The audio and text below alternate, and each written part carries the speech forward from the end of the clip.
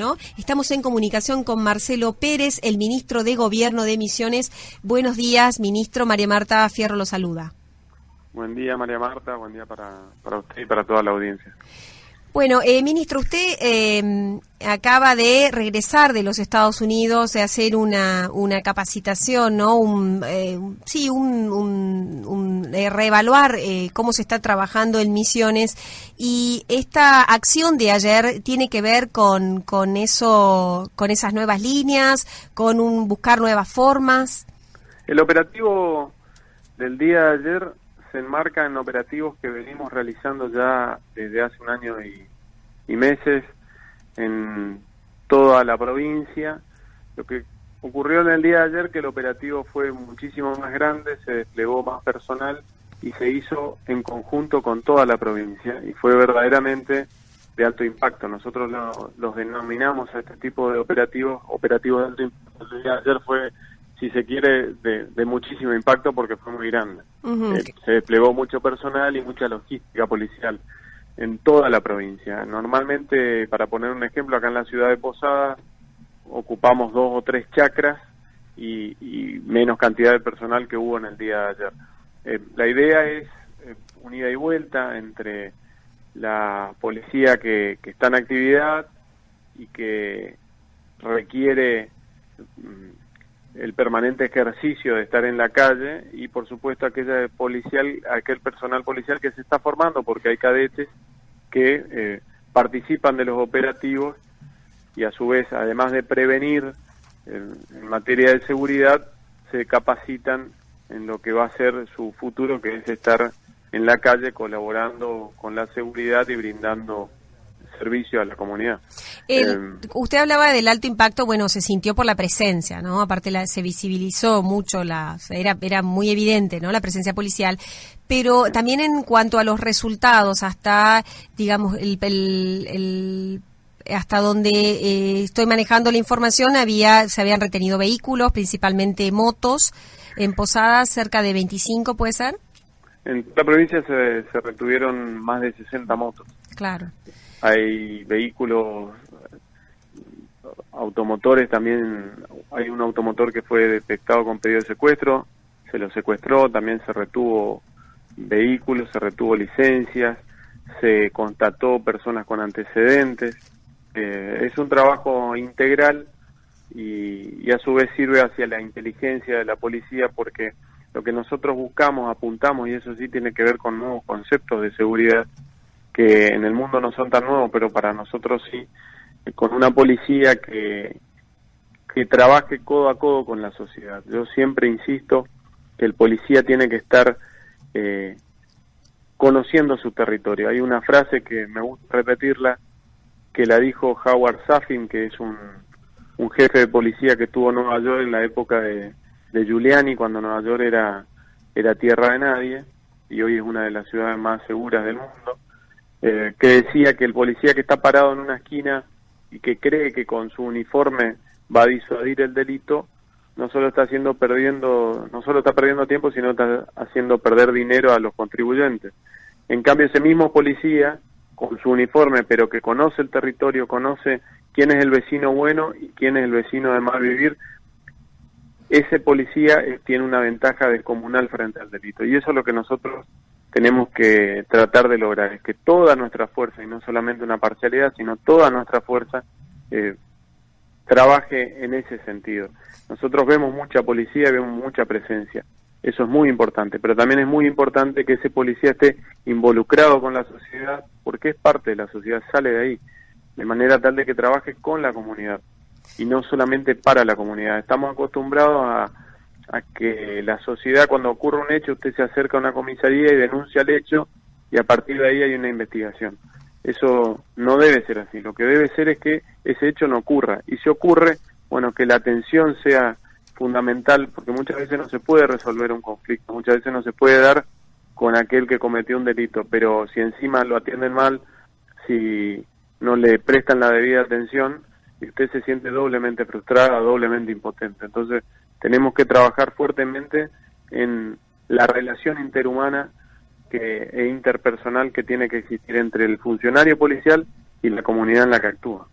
Ministro, ayer usted, mejor dicho, en el diario de hoy, El Territorio publica una entrevista que le hizo, Antonio Villalba, nuestro colega de política, donde usted hablaba de la necesidad de encriptar o la importancia de encriptar la comunicación para evitar filtraciones que arruinen un operativo, ¿no? Cuando ustedes tienen un objetivo específico, por ejemplo, un allanamiento, que estas acciones no lleguen a quienes no tienen que llegar, ¿no? Justamente a los que van a ser investigados. ¿Se encuentran frecuentemente con este tipo de situaciones? En una, perdón por la comparación, pero lo primero que se me viene a la mente, pero en una guerra, lo primero que uno hace para ganar esa guerra es cortar las comunicaciones del enemigo. Las comunicaciones son fundamentales en todas las áreas y por supuesto en el área de seguridad más aún. Si esas comunicaciones son vulnerables, tenés una debilidad. Y en este sentido, en toda la región, pues no es solo la policía de la provincia, le pasa a Gendarmería, le pasa a Prefectura Naval, le pasa a la seguridad aeroportuaria, también le pasa a la Policía Federal. Las comunicaciones son ya comunicaciones que deberían dejar de usarse y avanzar hacia una comunicación más moderna, que son las comunicaciones encriptadas, de manera tal de poder trabajar con mayor certeza y mayor seguridad. Hoy yo me puedo comprar una radio VHF y escucho la frecuencia de la policía o escucho la frecuencia de un radiotaxi, y eso no, en una fuerza policial, en una fuerza de seguridad, es una debilidad. No es solo de la provincia, es en todo el país. Hay comunicaciones encriptadas solamente en Capital Federal y en parte de la provincia de Buenos Aires.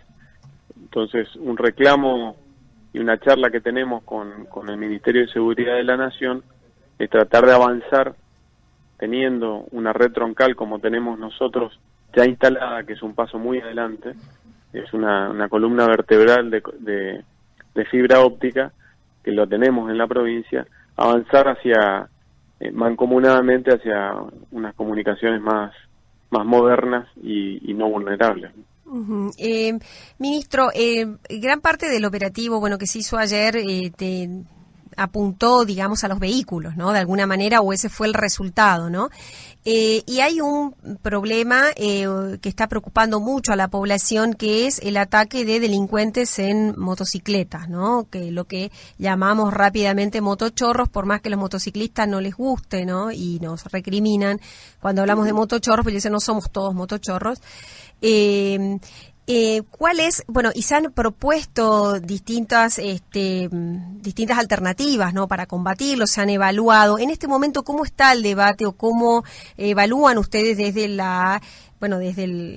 justamente como encargados, ¿no? De organizar, ¿no? La seguridad de la provincia, las posibles medidas para poder trabajar con esta problemática, ¿no? Bueno, yo envié propuestas a los consejos deliberantes de la capital de la provincia, de Oberá y de El Dorado, para que el consejo deliberante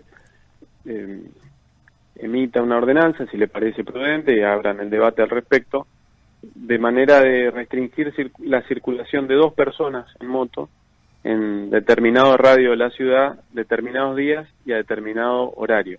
Eso permite que el infante, que es el que está generalmente en el microcentro, tenga que desatender o atender en menor medida a aquellas personas que circulan en moto, porque recordemos que motochorro es recién cuando comete el hecho, antes son 2 personas en moto. Claro. Y como dato estadístico, por ahí cambio el hilo, pero como dato estadístico, el 80%, por lo menos esa es la estadística que tiene la policía de la provincia al menos, el 80% de los hechos cometidos por personas en moto lo hacen con moto propia. De manera que... ¿Propia? Exactamente. Entonces, no tienen resquemor en pasar un control policial o municipal, si fuera, porque por más que tenga cara de delincuente, uno no lo puede detener por la cara. Una de las herramientas sería secuestrar la moto, pero lo hacen con motos propias, en un 80%. En otro porcentaje menor, no. Y recién, reitero, se lo atrapa una vez que comete el hecho, porque antes son 2 personas en moto. Y cuando comete el hecho, ya la persona que fue afectada ya se vio violentada, quizás está lesionada, y para cazarlo, y digo cazarlo para que se entienda, a esas personas en motocicleta, la única manera de hacerlo es con otra motocicleta, porque un vehículo un automotor difícilmente lo puede atrapar por la versatilidad que tiene la motocicleta, y un infante tampoco, porque estamos hablando de una moto contra una persona corriendo.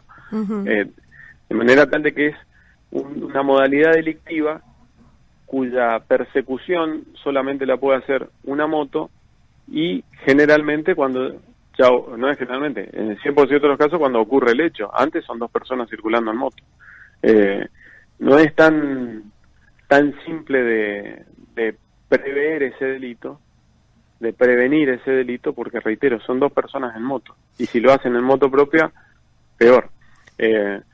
Entonces, las medidas que ha dictado el gobierno nacional de modificar la Ley Nacional de Tránsito, y que ha causado mucho revuelo, nosotros la semana pasada en el Consejo de Seguridad Interior le decíamos a la ministra Bullrich la necesidad de unificar un criterio, porque si no va a ser una norma que cuya modificación la hizo el Estado Nacional, es decir, el presidente Macri firmó un decreto modificando la Ley de Tránsito, y en ese decreto invita a las provincias a adherir, y hay una postura de la mayoría de las provincias que entienden de que no es necesario adherir a un decreto que modifica otro decreto de la Ley de Tránsito, precisamente porque las provincias han adherido ya a la Ley de Tránsito. La Ley de Tránsito rige en todo el país.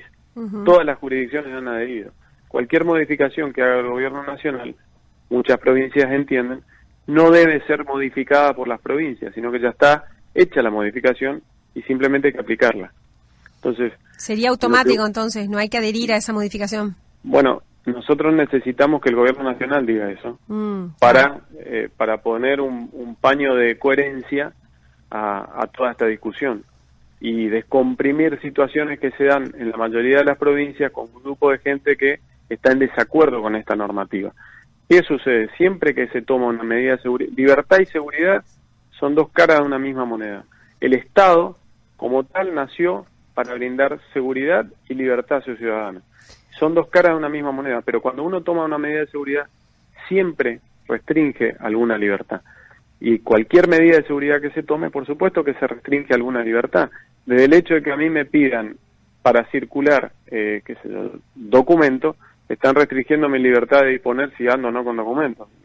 No sé si me entienden. Sí. Entonces, me parece que las normas que se dicten, y sobre todo la normativa que se dicte, y que se va a aplicar en todo el país, debe ser coherente precisamente para que se pueda aplicar en todo el país. Nosotros vivimos en un país donde se sacan innumerable cantidad de normas sobre una misma materia y al final la gente termina no sabiendo qué tiene que hacer. Y el mismo funcionario tampoco sabe qué norma tiene que aplicar. Claro, entonces, y sin control también es tirar un... Y es sacar una norma que no se va a poder aplicar. Sí. Porque nadie sabe qué tiene que hacer, ni nadie... Yo le puse el ejemplo ese día en el Consejo de Seguridad Interior a la ministra de qué pasa con mi colega de Corrientes y mi colega de Chaco, que tienen un puente que los une y que tienen, además de un intenso tránsito vecinal, gente que vive en Chaco y trabaja en Corrientes y viceversa. Claro. Si una adhiere y la otra no adhiere, o una aplica y la otra no aplica, ¿qué va a ocurrir? Va a ser un desmadre que nadie va a entender qué tiene que hacer. Y en definitiva, la intención, que es prevenir un delito, va a quedar en la nada porque nadie va a poder aplicar esa norma. Bueno, y algunos van a usar y otros no, y así. Entonces, tiene que estar unificado, y esto lo tiene que hacer aquel que modificó la Ley de Tránsito, que no es otro que el Gobierno Nacional. Ministro, le agradecemos muchísimo esta comunicación con nosotros y le deseamos una excelente jornada.